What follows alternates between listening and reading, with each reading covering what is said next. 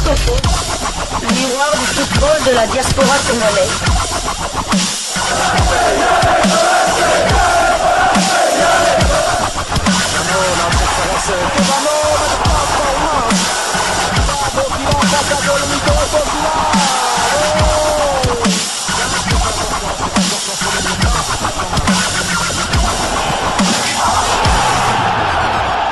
Discofoot, le miroir du football de la diaspora congolaise.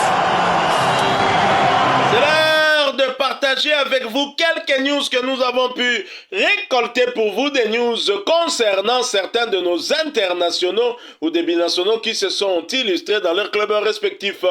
Et cela dans le cadre de cette deuxième livraison sportive de ce samedi 18 avril 2026. Une livraison qui nous conduit du côté de la France. En France, on jouait la 29e journée de National Championnat français de 3e division et Villefranche qui recevait Paris 13 Atlético l'a battu sur le score de 3-1. Et cela avec un mondialiste congolais présent dans le 11 de départ. Il s'agit du latéral droit de cette équipe, Brian Bayeye, qui a disputé l'intégralité de cette rencontre. Cela pour sa deuxième fois consécutive. Son temps de jeu passe à 992 minutes sur les 1028 possibles. Bayeye a participé à tous les 11 matchs de Villefranche depuis qu'il a rejoint ce club avec à son actif une passe décisive délivrée.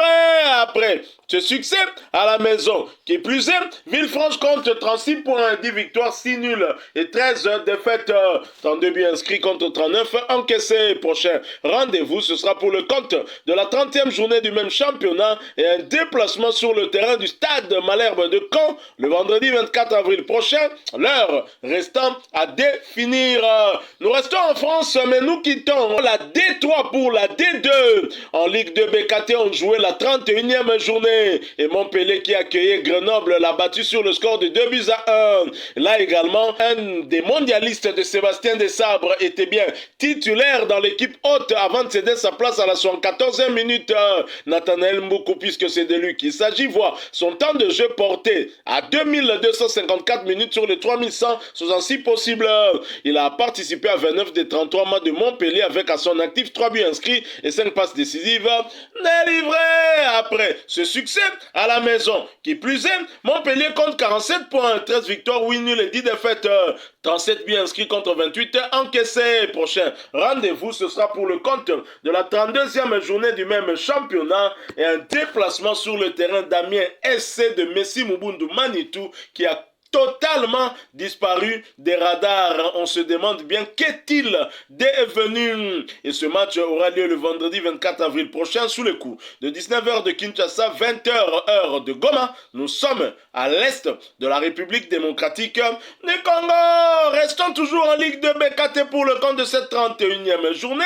Clermont Foot qui se déplaçait sur le terrain de Le Mans a été battu sur la plus petite démarche. Score final 1-0. Malheureusement, Vital Timba n'était pas sur la feuille de ce match et cela pour sa deuxième fois consécutive. Son temps de jeu stagne à 887 minutes sur les 2109 minutes possibles. Ntimba a participé à 16 des 22 matchs de Clermont Foot. Après ce revers à l'extérieur, qui plus est, Clermont Foot compte 30 points, 7 victoires, 9 nuls et 15 défaites, 34 buts inscrits contre 42 encaissés. Prochain rendez-vous, ce sera pour le compte de la 32e journée du même championnat et la réception de Bastia. Le vendredi prochain, ce sera le 24 avril 2026. Et ce match aura lieu à 19h heure de Kinshasa, 20h heure de Goma. Nous sommes à l'est de la République démocratique du Congo. Quittons la Ligue de BKT, mais pas la France. Allons cette fois du côté de la Ligue 1 McDonald's, championnat français de première division. On jouait la 29e journée et le Racing Club de Lens recevait Toulouse. Victoire des Lensois sur le score de 3-2 avec une remontada, eux qui avaient été menés 0 but contre 2 jusqu'à la mi-temps. Les buteurs côté visiteurs D'abord Christian Caceres à la 6e minute, puis Seni Kumbasa à la 13e minute. Une entame de match catastrophique pour Arthur Masuaku et ses coéquipiers qui vont se ressaisir à la 2e mi-temps, mais ils vont attendre l'heure de jeu pour voir Saoud Abdoulhamid réduire le score à la 61e minute. Adrien Thomasson va inscrire l'égalisation à la 67e avant de voir Ismaëlo Gagnou inscrire le but de la victoire à la 90e minute plus une dans les temps additionnels. Donc il faut dire que cette équipe de Racing Club de Lens a eu pas mal de difficultés parce que l'équipe visiteuse Toulouse avait copé d'un carton rouge depuis la 17e minute et c'est Beau qui avait reçu un carton rouge et donc depuis la 17e minute il jouait en infériorité numérique et le Lensois avait du mal à inscrire le but. Je rappelle que le premier but n'interviendra qu'à la 61e minute et au cours de cette rencontre le mondialiste Arthur Masuaku avait été titularisé pour sa première fois depuis qu'il a rejoint cette équipe du Racing Club de Lens. Arthur Masuaku était titularisé dans une défense à 3 par son équipe où il va s'en sortir très bien, mais il ne va pas disputer l'intégralité de cette rencontre puisqu'il sera remplacé à la 85e minute. Son temps de jeu est désormais de 105 minutes sur les 1062 possibles. Masuaku venait là de participer à son 13e match sur les 10 depuis qu'il a rejoint le Racing Club de Lens. Hier soir, lors de cette victoire plutôt renversante du Racing Club de Lens face à Toulouse, 3-2 au stade Bollaert, Arthur Masuaku a été l'un des hommes forts du dispositif tactique de Pierre Sage pour sa première titularisation officielle en Ligue 1 depuis son prêt en provenance de Sunderland Première Ligue. L'international congolais a surpris en étant aligné dans un rôle inédit de défenseur axial gauche au sein d'une défense à 3, souvent critiqué par ses propres compatriotes pour sa nonchalance avec les Léopards. Hier, Masuaku a prouvé qu'il reste le meilleur latéral gauche des Léopards de la RDC. Voici ce qu'il faut retenir de sa prestation, de son impact défensif et technique dans le dispositif tactique de Pierre Sage. Malgré un début de match collectif plutôt compliqué, où le Racing Club de Lens a encaissé coup sur coup 2 buts après 13 minutes de match, Masuaku a ensuite stabilisé l'arrière-garde. Il a impressionné par sa justesse technique affichant 90% de passes réussies, 80 sur 85, une propriété rare pour un joueur repositionné dans l'axe. Il a remporté l'intégralité de ses tacles, soit 2 tacles sur 2 et a fait preuve de sérénité dans ses interventions avant de céder sa place à la 85e minute.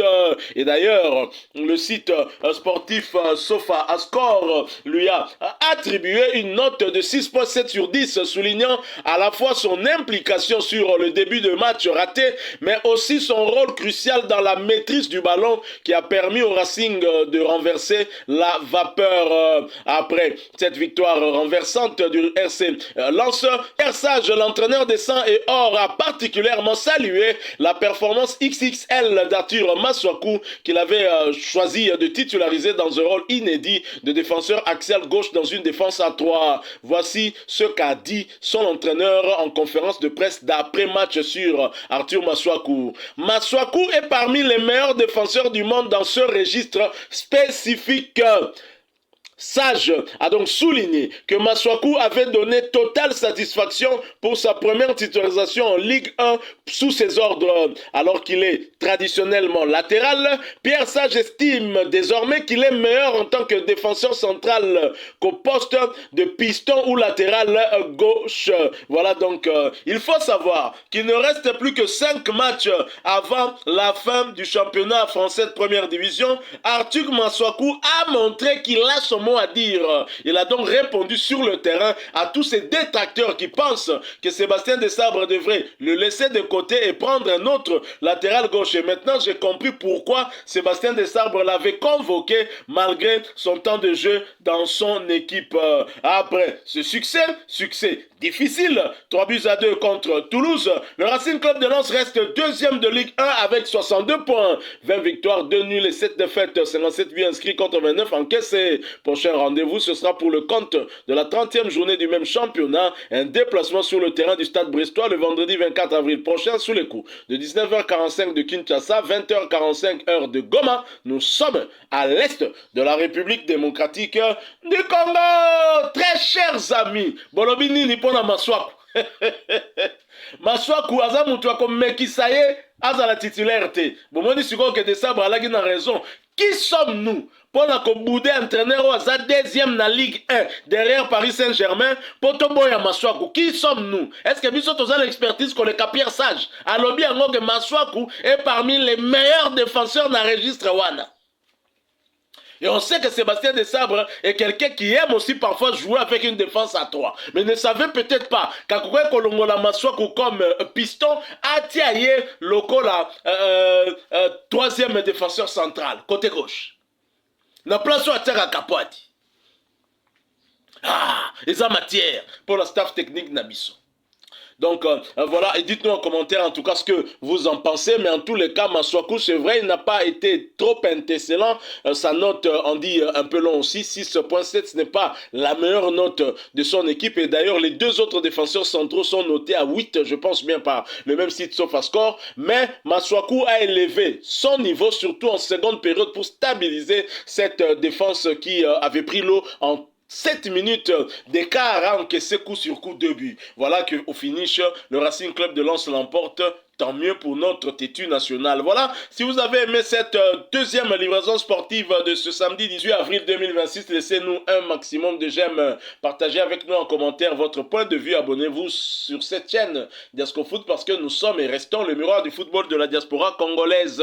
N'oubliez pas d'activer la petite cloche de notification histoire de ne plus rien manquer des prochains sujets que nous allons vous proposer encore une fois. Merci à vous avec espoir de vous retrouver bientôt dans un autre sujet d'actualité. En attendant, portez-vous bien. Diasco Foot vous dit bye bye.